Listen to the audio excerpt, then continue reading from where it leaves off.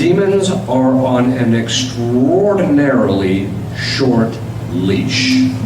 This is a very important point. People have this idea that they just get to go marauding around doing whatever they want. It's not the case.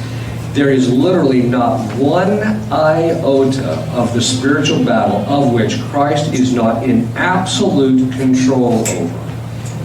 It's his chess game, and they know it, and they obey it, and they have to, and they can't do certain things unless he allows it.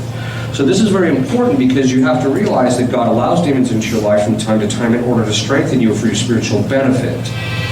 You just have to make sure you fight it properly. Okay. And how do we know this? Well, we just know it by revelation for one thing, but we also know it because, during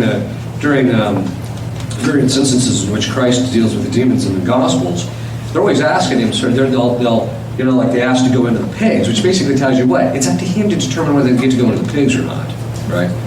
So this is a very important point. One time, this one woman, the demon, he was possessing the woman's lower back. And I said, he possessing part of the lower back. By the way, when I talk about my conversation with demons, I'll put it colloquially like I would with a human being, but that's not at all how it works.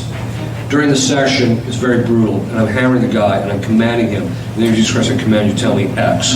If he doesn't do it, I just keep hammering until he tells me X. Then I can move on to the next thing. So I'm going to put together colloquially what he says after what was really a severe beating on his part. Okay.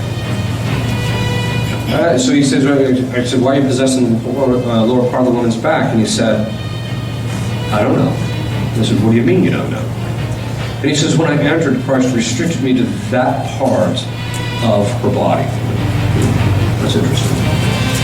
Then, at another time, I had another demon who kind of, one time during the,